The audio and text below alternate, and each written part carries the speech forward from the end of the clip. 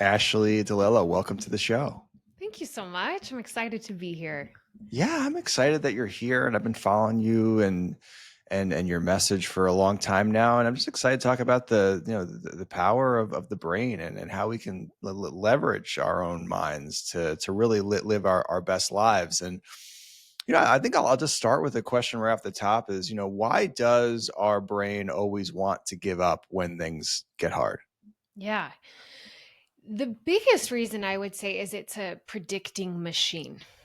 So the brain likes certainty, it likes to predict what things will look like. Now, that always then comes back to its data bank of history, of what it knows, of what it's familiar with. So, anytime we're going through something hard and challenging, we go through an adaptation process to be able to stay in that hard, right? Survive that hard.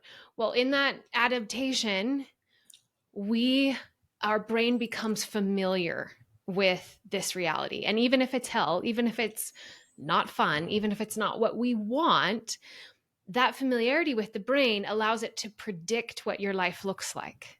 Right. And that's where we all say, like, Groundhog Day again. I'm just stuck. Like, I'm stuck in these cycles. I keep doing the same things. But the brain likes that because it can predict what you're going to do, what is going to happen as much as it can. Obviously, the constant in life is change.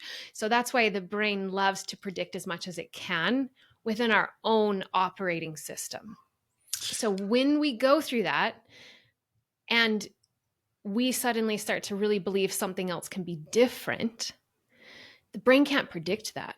What does that look like? And all of a sudden, there's all this vulnerability of what if it doesn't work out? What if I don't get there? What if I fail? Right? What if I'm judged? And we know the same areas of the brain are activated by that potential, like, emotional hurt as it is a physical hurt.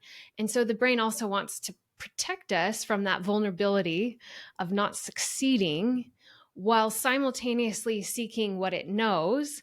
And that's why the brain isn't the one to really push us forward. That's where that courage and our heart has to be activated to move us forward, because at the end of the day, we'll never change that the brain wants to predict and stay in what is familiar and known. So let's say we're trying to start a new venture or a new business, and there's a lot of resistance that we're feeling to the unbelievable amount of hard work that goes into starting anything new.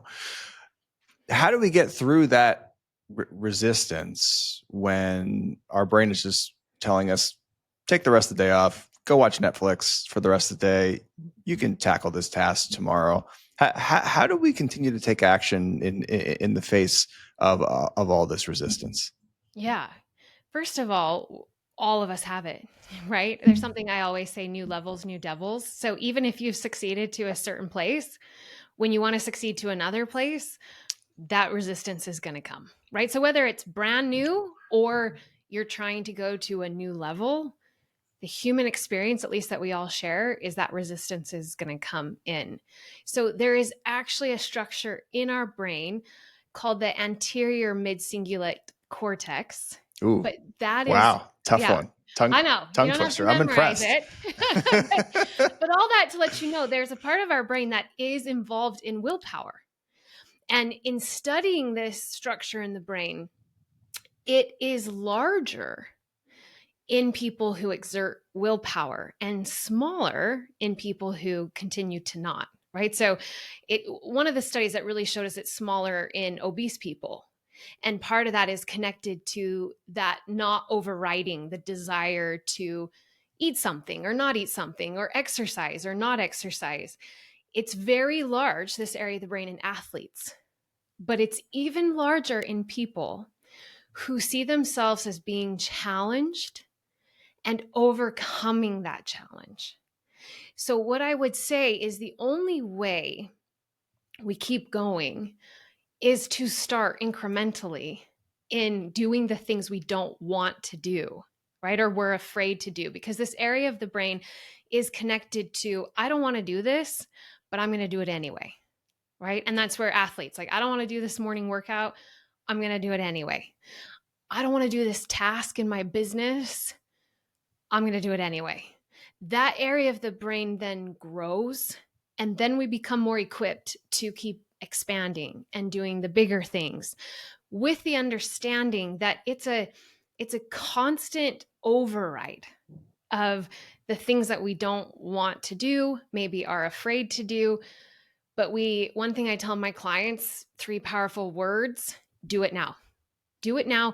Set a timer, even for 10 minutes, 15 minutes, 30 minutes. So your brain now has this prediction of, hey, this isn't going to take my whole day. How long is this going to take? This is so hard. And you instead say, for this next time period, I'm going to do this. And with that, understanding there has to be this sense of empowerment, of reward, of I'm doing something I don't want to do.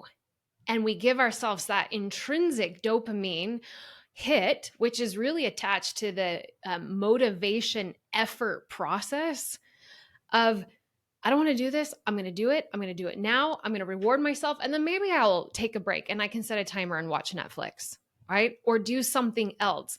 But I have to start overriding that resistance. And for some people, that starts really small. For others, it's a little bit bigger. But what we have to embrace is that the brain learns through practice. So if we don't ever start practicing overriding that resistance, even in smaller things that take 5 minutes, 10 minutes, we're never going to be able to do that in the larger things that take, I got to commit to this for 6 months, 8 months, a year. And so it's just really what we always hear. You have to start and push through that resistance, but know that as you're doing that, there's areas in your brain that are getting larger that will start to support you better. But we have to start, and we have to keep doing that, even as small as it is, because the brain also learns through repetition. I think it's a powerful reminder, though, is that the area of my brain associated with discipline and fighting through that resistance will get larger. Like if I say no to the 9 p.m. cookies tonight, and I just, with brute force and gritting my teeth, tomorrow I'll be better equipped to say no again. And it'll be a little easier than it is to say no right now. Or if I sit down and do that task on my calendar, create 5 pieces of social media content that I really don't feel like doing right now. Right. Next week, when it's time to do that again, that area of my brain that helps me to push through that resistance will be a little bit larger, a little bit stronger, and it won't be quite as difficult. I think just reminding ourselves that it's not always going to be this hard can get us to take those first few steps and get us to take that initial action that we need to take in the present moment. Yeah. And why I love that is that gives you permission to shift your identity around, quote, being a dedicated or disciplined person, right? Because this is another thing that all of us have to be so acutely aware of, who we say we are. Because one of the strongest mechanisms in the brain is to hold us in alignment with that. So if I continue to say, I'm just not disciplined, I am such a procrastinator, oh my gosh, I hate that, I'm afraid to do that, right? If we keep saying, hey, this is who I am, and in that understanding, we're directing the brain to act in alignment with that, it's very hard to become a more disciplined person while you keep instructing the brain that you are not disciplined. So, in that, we have to open ourselves up to saying, okay, I haven't been very disciplined. I've really struggled with procrastination, but I understand that actually that is a skill that I can develop. There's an area in my brain that can grow larger and stronger. So it's not just, I'm not this way and some people are. It's literally, those people have practiced discipline, dedication enough. They've overridden the resistance to do something they don't want to do. And so by practice and actions and habit, they've become a dedicated and disciplined person. It's not just some trait that you either have or don't. And that's why I love when you understand the brain, you can go, okay, I haven't been, but there's structures in my brain that if I practice using, they'll get stronger and I can become a disciplined person. And in that, I can shift my identity. I used to be a procrastinator, and now I'm becoming a disciplined person that does the things I don't necessarily want to do, but I'm empowered to do because they lead me to my greater goal. Right. And that's the other part is those people can zoom out on the bigger picture. Because we know the brain is like, well, what is most convenient and easy in this moment, right? It wants the For sure. least path of resistance. And it's not just that our brain hates us, it's that our brain is in charge of everything. So whatever it can do reflexively, it wants to, because it has a huge job all day, every day. The only time it rests is if we're deeply asleep. So the brain will seek the least path. And we know doing the things we don't want to do is not the least path. And today, more than ever, it's harder because our phones give us an endless distraction to not do the thing before us. And so we really do have a greater challenge today because our brain is also conditioned to that easy dopamine versus the real amazing dopamine that comes through effort. But if we can understand that and expect our brain to do that, then we can say, okay, that's going to happen. And I can do this for the next 5 minutes, 10 minutes, and feel empowered that that will get better and you will become more of that person. But you also have to give yourself permission to shift your identity around it. That Yeah, makes sense. there's never been more cheap dopamine available than there is right now, whether it be Yes. TikTok or Instagram or Netflix. I mean, if you want some cheap happy chemicals, that pleasure button is there. It's all around us. But I think it's important to remind ourselves that, right, if we really want that longer lasting feeling of fulfillment and happiness, then it's on the other side of the hard things that we're feeling resistance towards right now. And it's a practice, like you said. It's a skill set. It's a skill set that maybe some of us were conditioned to have through our upbringing, and maybe some of us weren't. I think some people had two incredibly hardworking parents and they saw that every single day, and maybe they've been conditioned to be hardworking, but some of us haven't. I know for myself, I didn't live in the same house as my father. My mother was like a great, amazing mother, but she had a job sometimes she didn't. So I didn't really have like that beacon of grit that I got to look at every single day that got up and went to work at 5 a.m. So for me, it's been a skill I've had to teach myself over time. And it wasn't something that came easy to me. And I certainly still struggle with it today. It's still a skill set that I continue to build. But I think it's just about the practice of making a plan every single day, whether that be a to-do list or on your calendar. I'm more of a time blocker myself. And then just doing that plan, executing on that plan, even when you feel like going and playing golf instead, even when you feel like watching Netflix instead, and just getting a little bit better every single day of actually executing on the plan that you set forth for yourself. And it's a muscle. It's a muscle that we can all grow. We just have to accept the fact that it is possible for us to become this disciplined person we want to be.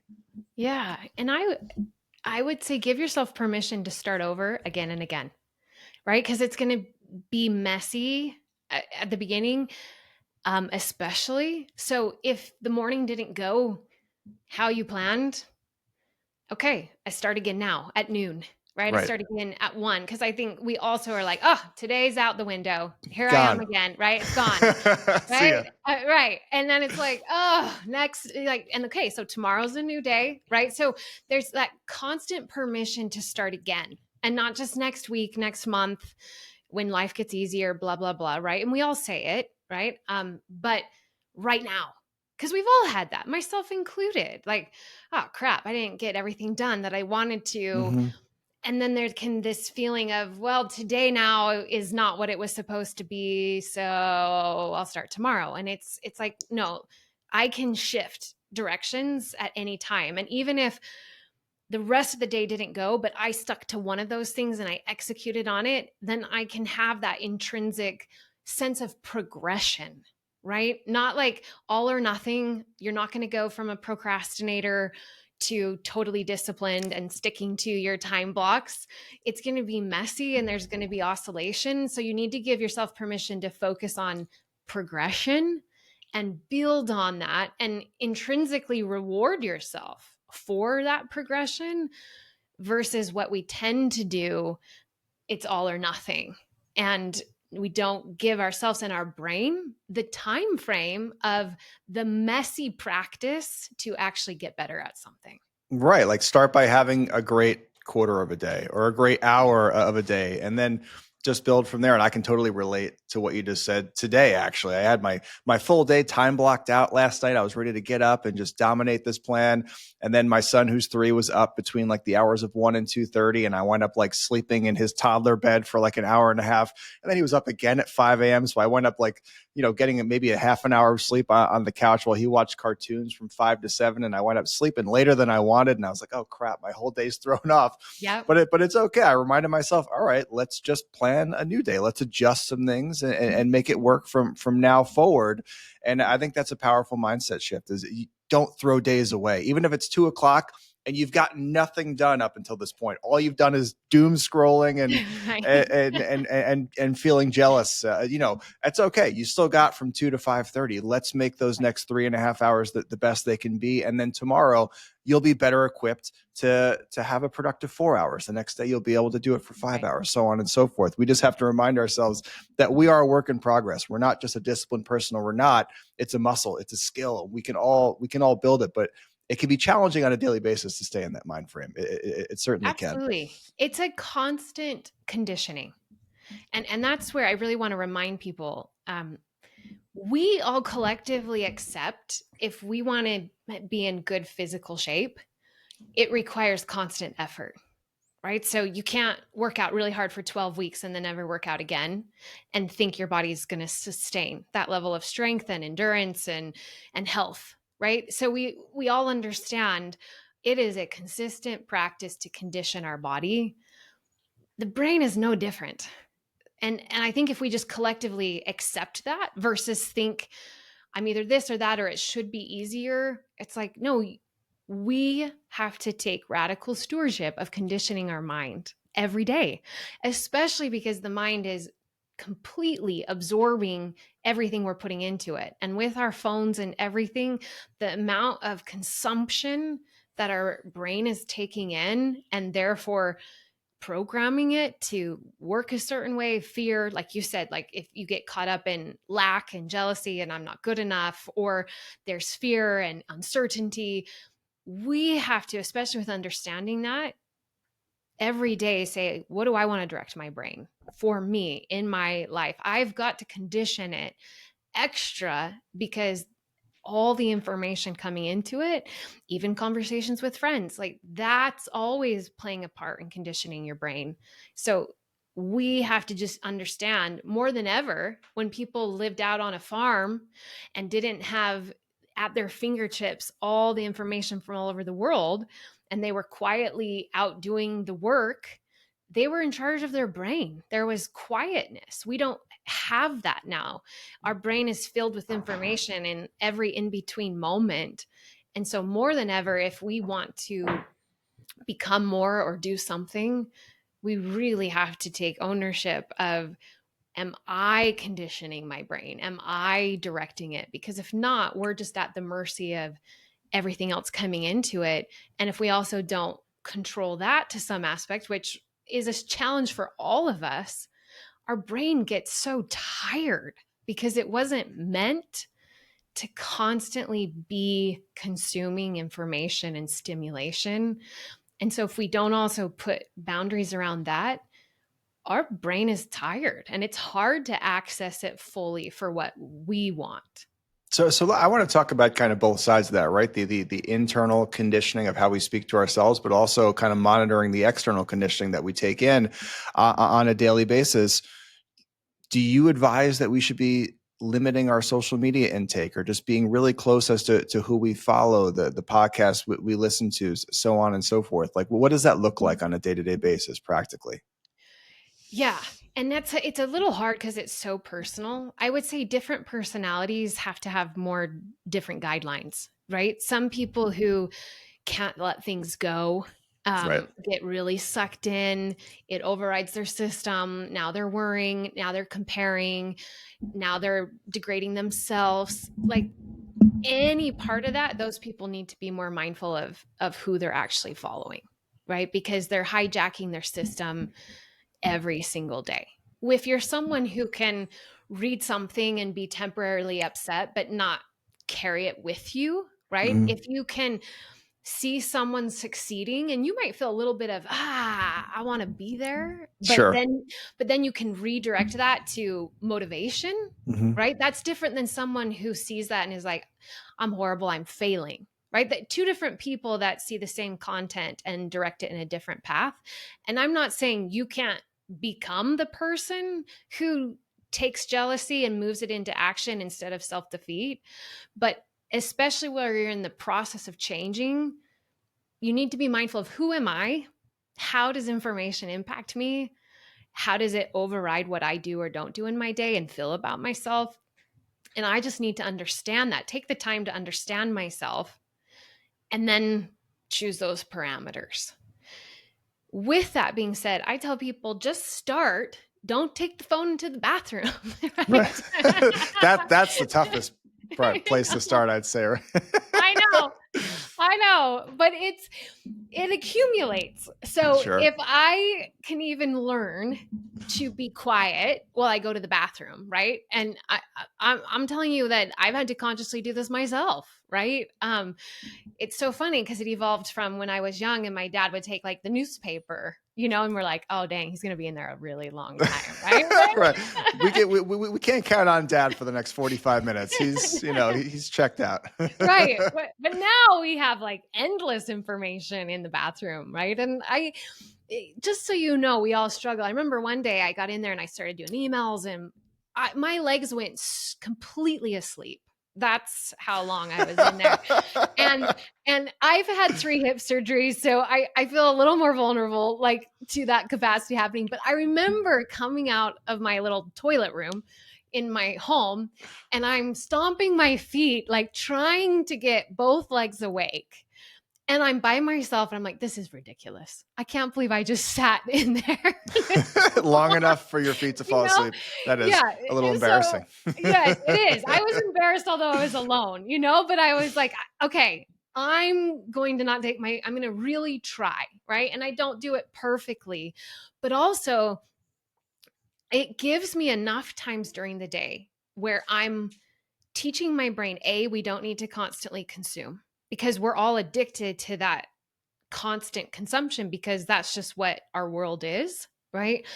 But also B, I'm giving my brain down moments to rest and down moments to reflect and to think. Because if in between the acts of doing things we're constantly consuming, then our brain does not have the fuel it needs and can have to really execute and change the things within us we want to. Because anything we want to change within us and how we operate and think asks a lot of the brain, a lot for it to do something different. And so we need to give it some rest and downtime so that it can have those resources. So everyone's individual, but start by not taking it to the bathroom if you can.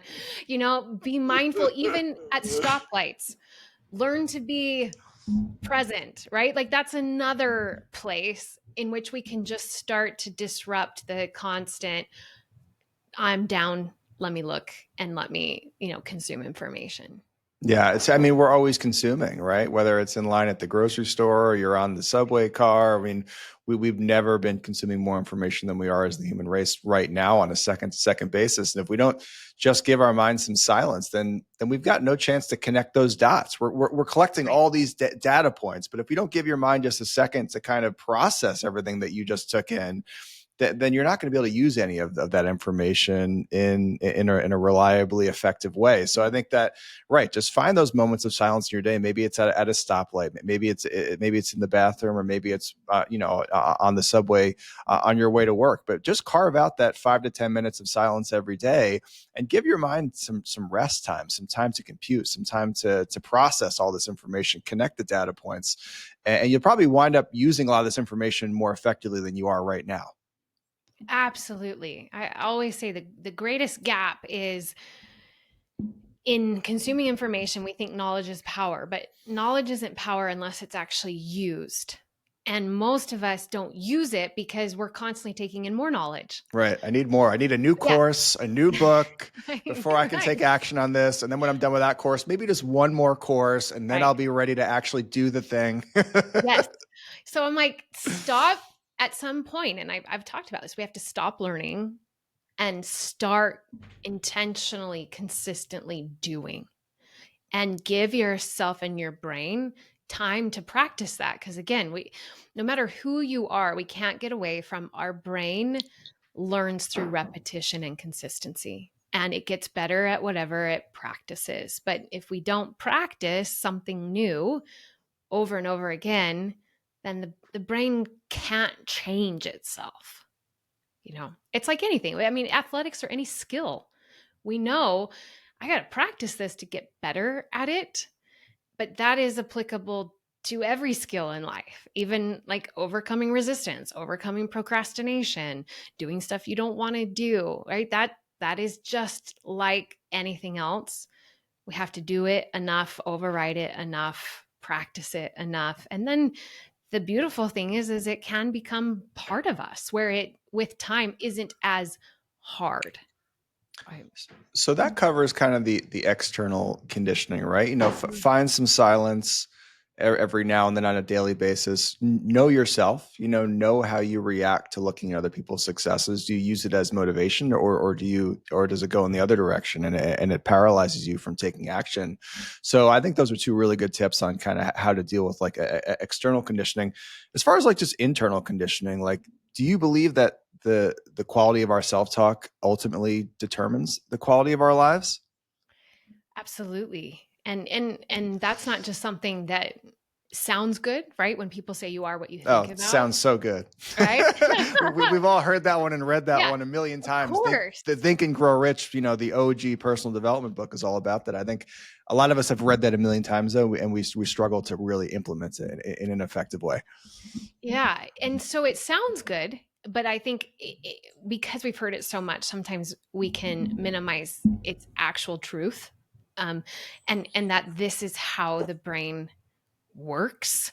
What we are speaking within ourselves, we are speaking out loud about ourselves, is directing our brain to look for that evidence, right? Find that evidence and keep you in alignment with that. So there's something I think a lot of people have heard called the reticular activating system. And that is really the lens in which our brain sees us through and our life through. And it's a filter, and it literally blocks out information that doesn't fall in alignment with what you speak about yourself. And the simplest way is like, I know sometimes when you get a new car, all of a sudden you notice that car way more. All of a sudden you're like, wow, I didn't realize so many people had this car and in this same color, because now that information is relevant to your brain. So it starts noticing it. Okay.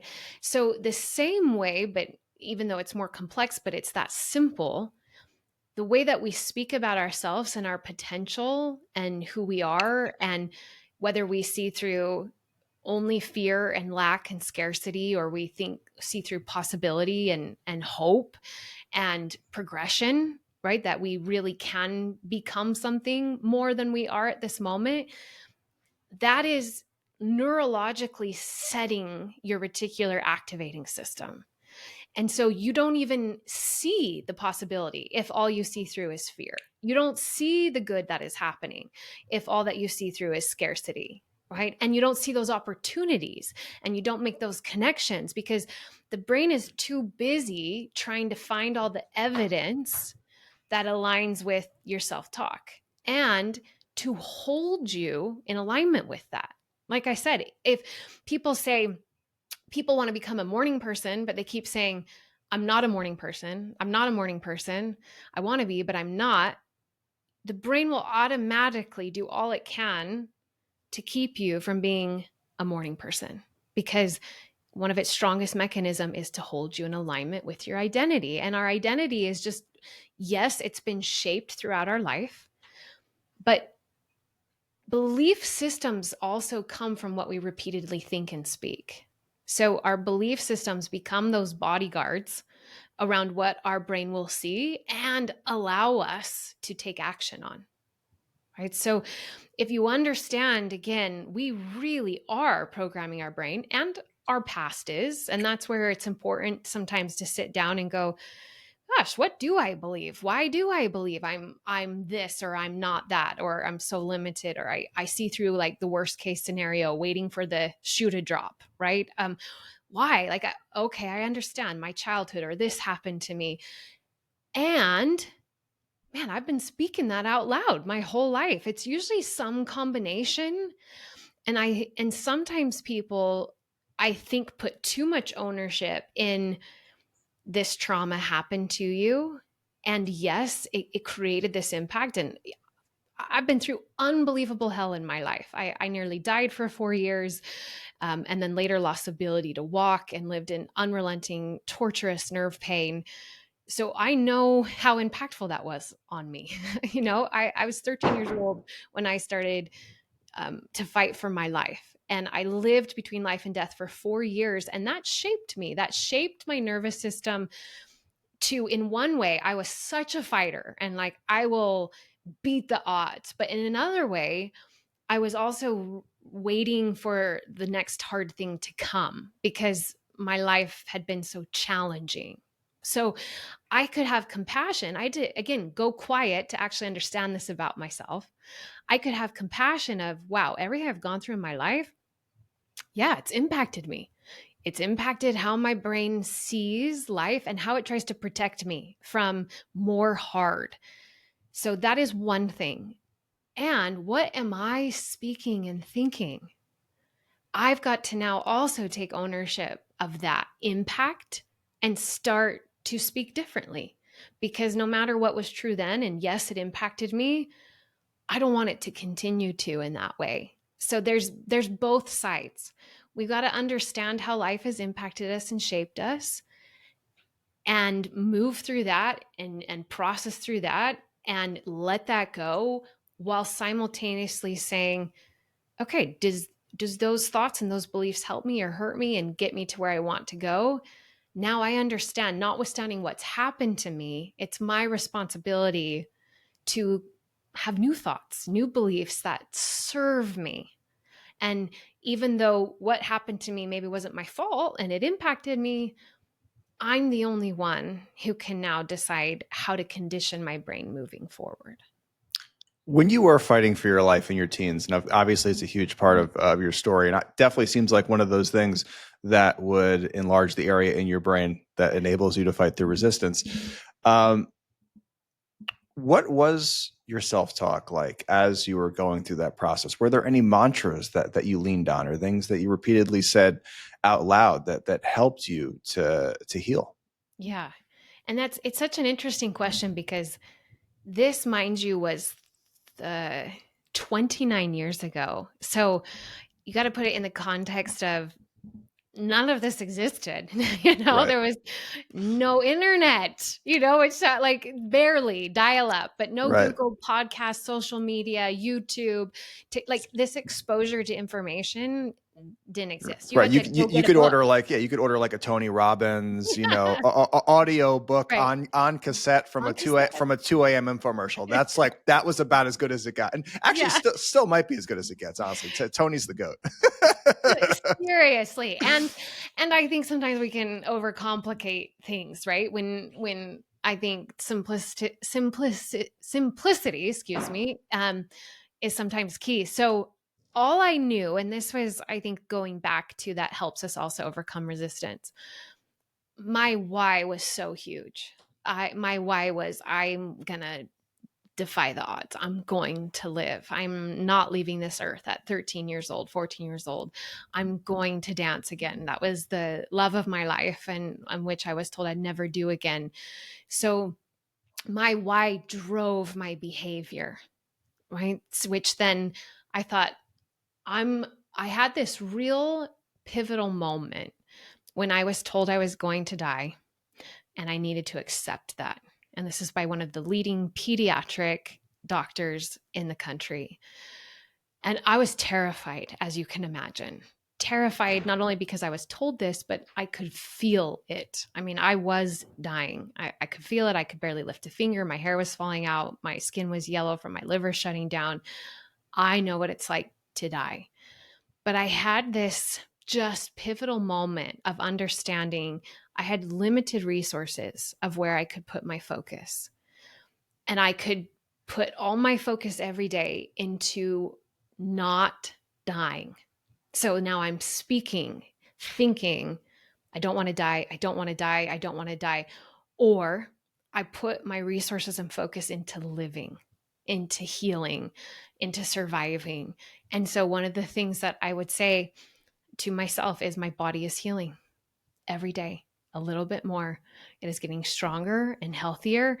And that didn't always feel true, but I would say it in terms of I'm in the process. So I didn't look in the mirror and say, I am healthy, because my brain would be like, BS. Right. You're dying. You're Like, lying to me right now. yeah, I can barely hold myself up. And I, in fact, hated looking in the mirror because it was scary, right? I didn't recognize myself, but I would every day say things too, like the body was designed to heal. My body is healing every day a little bit more. I will dance again.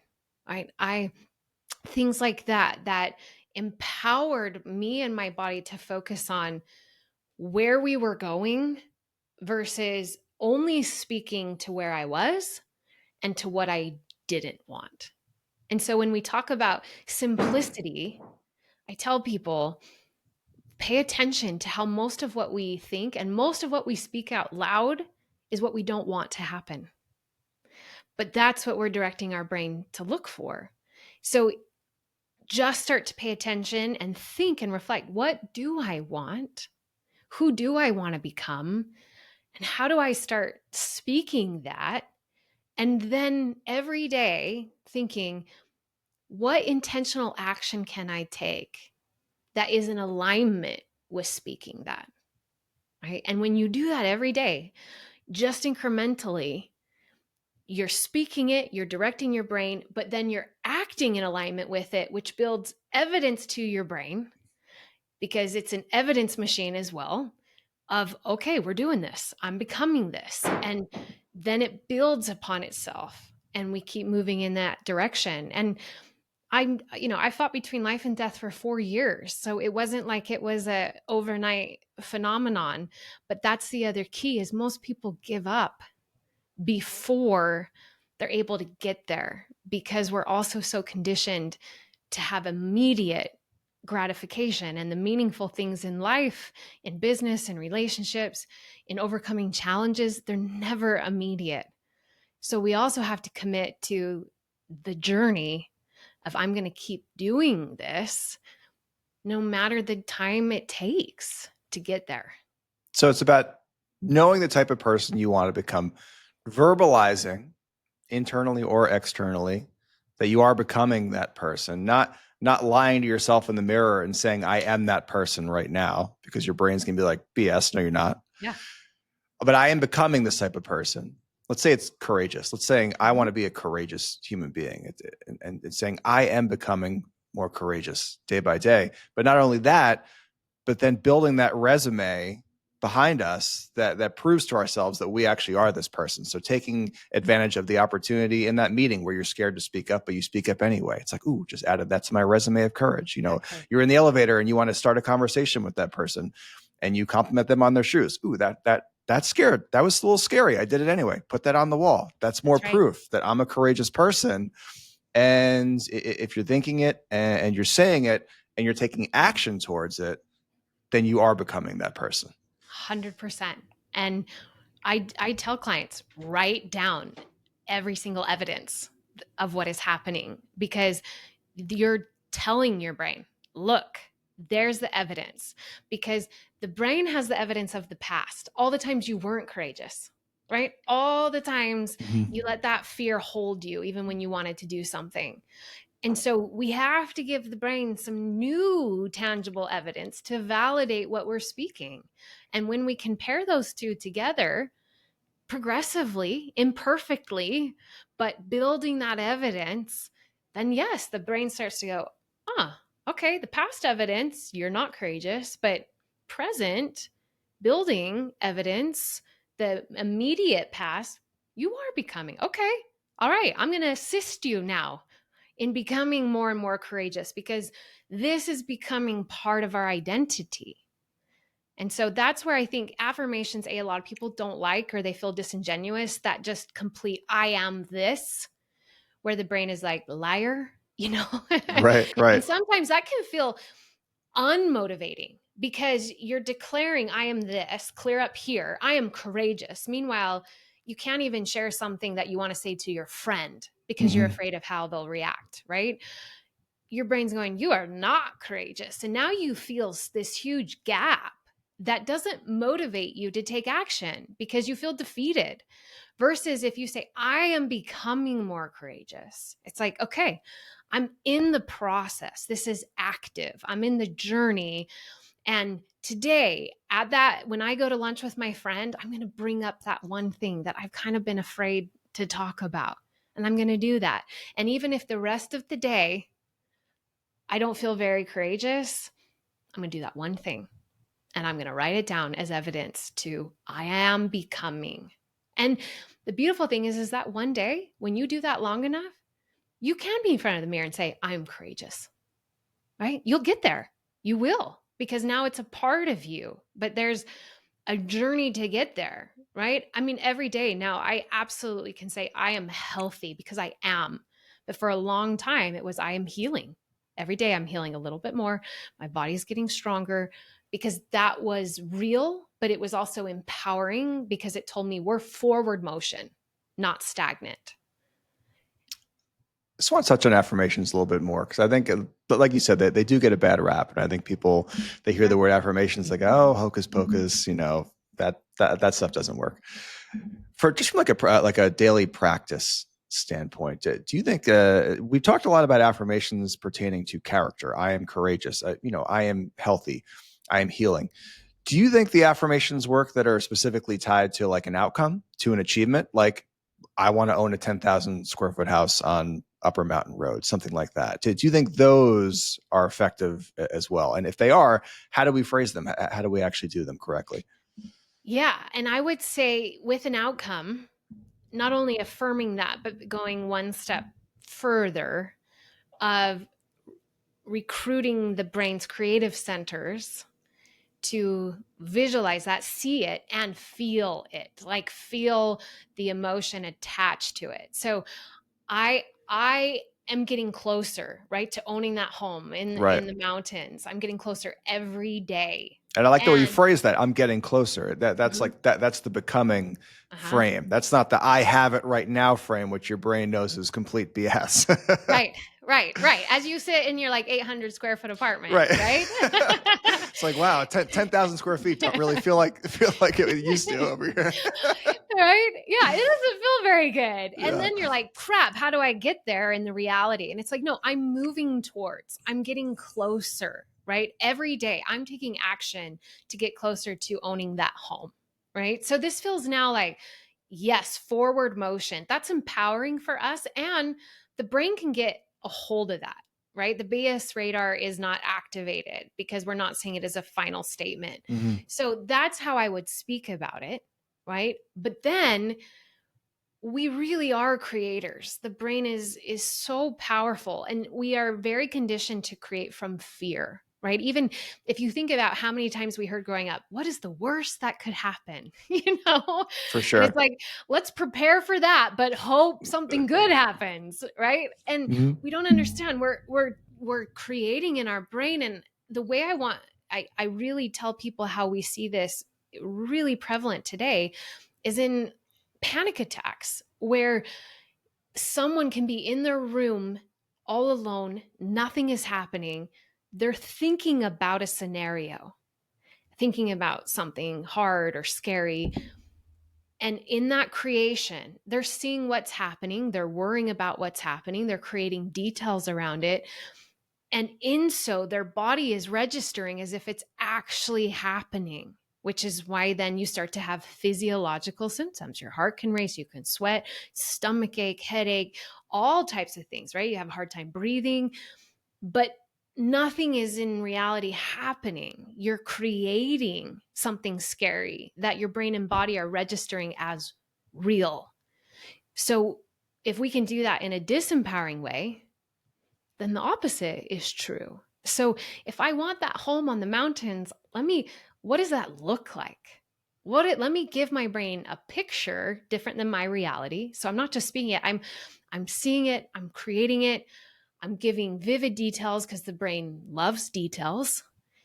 And then I'm saying, how do I feel when that is my home? What are those emotions I feel? That gratitude, that confidence, accomplishment. I'm proud of myself, right? The good pride we all need when we work hard towards something.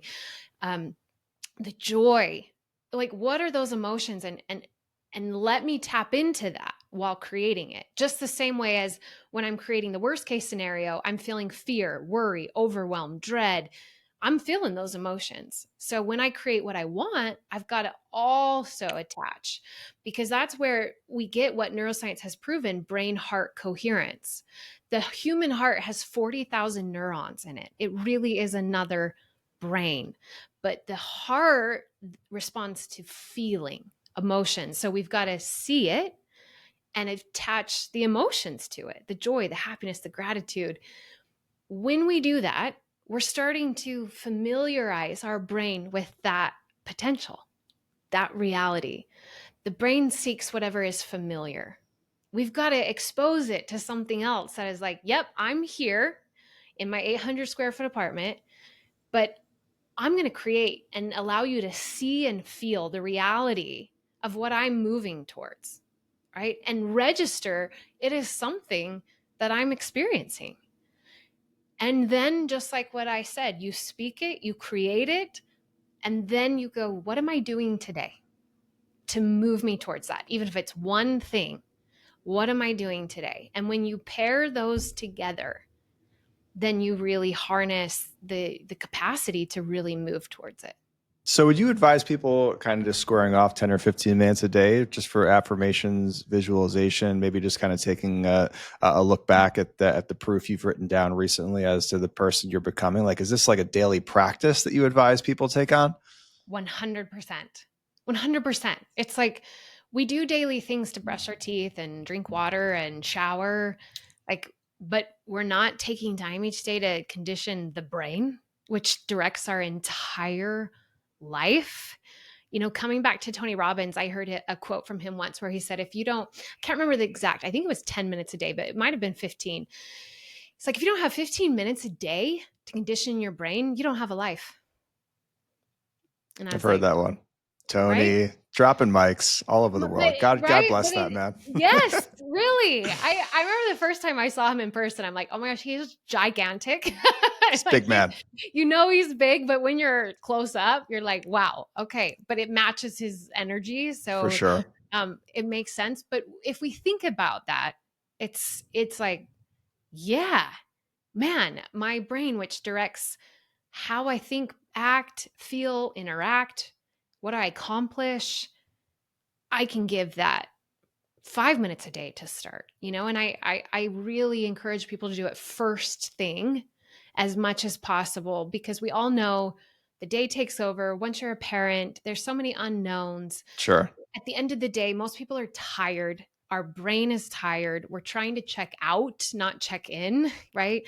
And when you first wake up, your subconscious brain is still active. It's so primed for conditioning, and we all want hacks, but this is where we get the most bang for our buck. If we just really carve out, even to start, 5 minutes first thing before the whole world starts to become part of our life, we take ownership and condition our brain and speak what we want, create what we want, and make a plan that day for an action step, right? That we're going to do in alignment with what we just spoke and created. Well, Absolutely. What a powerful way to begin a day. And I hope for people listening, if they take one thing and take action on it, start doing that, right? First thing when you wake up, even before you put the coffee on, sit down in silence for 5 minutes and create that reality that you're striving for in your own minds. And then, yeah, go out there and take at least one step towards that reality. Write it down. What am I going to do today to drive myself towards this reality that I am creating? Yep. And that builds momentum because all we really desire as humans over all else is a sense of progress. Right. And when we feel progression in our life, we also feel happier in our life. We feel purpose in our life. We build our sense of self, right? And what we're doing. And we very much underestimate how even just one intentional execution every day really builds upon itself, because our brain is like, well, you did that, but the whole rest of the day, you did what you've always done. That's why I tell my clients, you've got to write it down. Your brain isn't going to recognize that one win today. It's going to focus on what you didn't do, what you still did, what you failed at. That's the brain is oriented towards negativity first for protective reasons, to weed out potential threats. So that's why you've got to write it down and see, oh my gosh, in this week now I've got 7 things that I executed on that are moving me towards what I want. Like, those are wins versus it's got to be all or nothing. And I certainly had a lot of that part of my personality because I've just been a high achiever my whole life, and the stakes were really high for me in my life. And even I had to go through a process of flexibility, right? Like, it's not all or nothing, it's forward motion. And that's going to be imperfect and it's going to be up and down, and there's going to be better days, but it's always forward motion. And Abraham Lincoln said, I may walk slowly, but I never walk backwards. And I love that, because even if the progression is slow, where we can get to if we just keep moving forward is so significant. But we got to give ourselves the time and the effort to see where we can go if we actually keep going instead of keep quitting. I can't think of a better place to wrap it up than some wisdom from Honest Abe. I mean, that was excellent. Ashleigh Di Lello, this was amazing. I can't believe it's been an hour already. That absolutely flew by. I had a blast. Thank you for being with us today. Thank you so much for having me. Where can everyone keep up with what you got going on right now? Yes, my website, my social media is my name, Ashleigh Di Lello, which I'm sure you'll put in the show notes because Yes. it is neither name is spelled easily. Ashleigh Di Lello, my website. I've got a free brain body blueprint that is a 3-step plan you can start integrating now to kind of disrupt some of your negative thought loops, your behaviors, your emotions, and start taking control of that, as well as a more in-depth training on the brain. Because I find the more people can understand it's not just them, it's their brain, and they can change their brain, which means they can change themselves and what they can do in their life.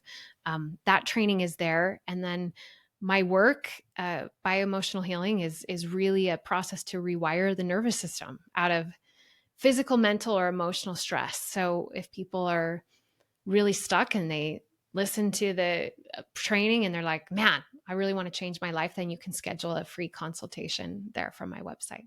There it is. Change your brain, change your life. Ashleigh, thank you for being with us today. So much fun. And thank you guys, Persistence Playbook Nation, for being with us. As always, your weekly reminder that you will feel resistance to the important work in your life this week. In those moments, lean into your why, take action anyway, and we'll catch you on the next one.